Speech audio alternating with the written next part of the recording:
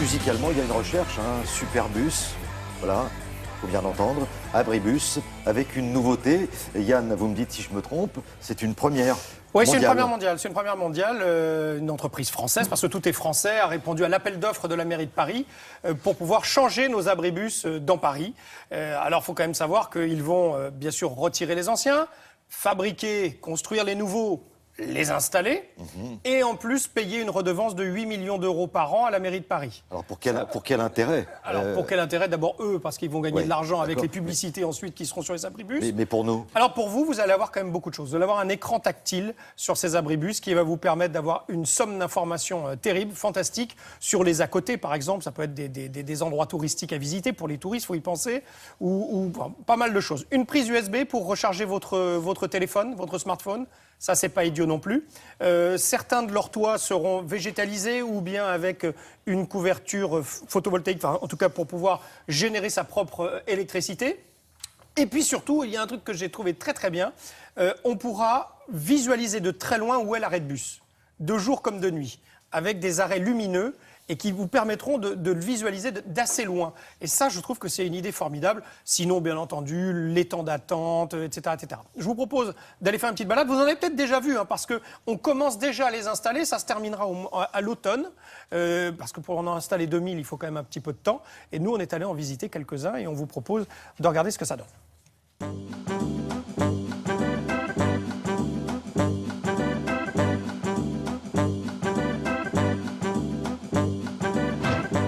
Nous avons, comme toujours, mené de nombreuses études pour essayer de comprendre ce qu'attendaient les gens en situation d'attente quand ils voulaient prendre le bus, et puis des analyses auprès des Parisiens, des touristes, pour comprendre quel type d'informations pouvaient leur être utiles en ville.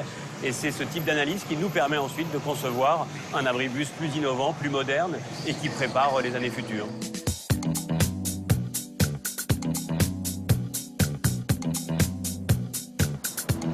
Alors c'est vrai que pour la première fois dans le monde, une centaine d'abribus à Paris vont être équipés d'écrans tactiles de contenu qui vont permettre de mieux connaître sa ville, d'avoir des informations sur les transports, sur les loisirs, sur la culture, ou encore de jouer tout simplement, et tout ça en 3 langues, français, anglais et espagnol.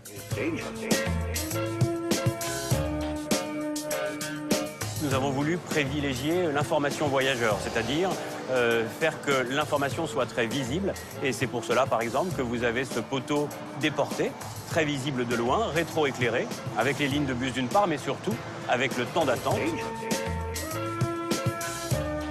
Nos études ont en effet montré plusieurs choses. D'abord que les gens souhaitaient s'asseoir pour attendre le bus, mais aussi se reposer à Paris quand ils se promènent. Et on s'est dit, on va donner cette possibilité aussi bien à ceux qui attendent le bus à l'intérieur de l'abribus ou de l'abri voyageur, et de l'autre côté, plus pour des gens qui souhaitent se reposer un instant. Il y aura 100 toits photovoltaïques qui permettent d'alimenter en énergie les abris voyageurs en question.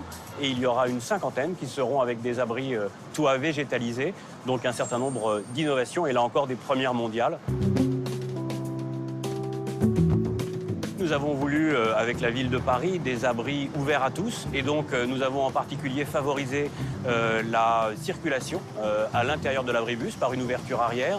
Et donc, les personnes en fauteuil roulant, les gens qui portent de grosses valises, des papas ou des mamans avec des poussettes pourront facilement accéder à l'abribus. Et une autre innovation importante, c'est le fait de donner en sonore le temps d'attente aux aveugles et aux malvoyants, avec un bouton en braille qui permet de choisir sa ligne et de connaître en sonore le fait que le bus arrive dans 2, 3 ou 4 minutes.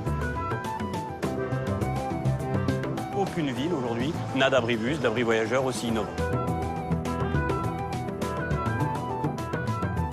Voilà, donc nous serons les premiers à bénéficier de ces abribus. Bien entendu, pour cette grande société française spécialisée dans ces abribus, ça sera une pub formidable. Mais tout a été pensé, c'est formidable, bien entendu. pour les personnes en situation de handicap, pour Je les pense que ça faisait un malvoyants. moment qu'ils avaient pensé à tout ça, mais il faut attendre la fin d'un contrat et attendre un appel d'offres pour pouvoir se lancer à nouveau et faire des propositions nouvelles. Mais ça sera installé a priori. Alors là, c'est commencé. Il y en a une centaine déjà d'installés installés, comme celui que vous avez vu à la Bastille. Et la fin de cette installation devrait être terminé aux alentours de l'automne. Voilà, en automne, vous devriez avoir 2000 abribus, donc comme ceci. Le seul petit truc qui manque, peut-être, et j'en ai fait la remarque, c'est peut-être juste accès à Internet.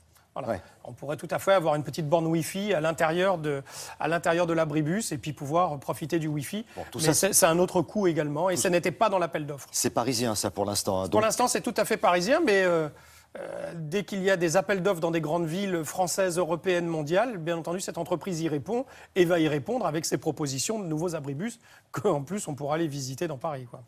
Merci beaucoup Yann Lavoie.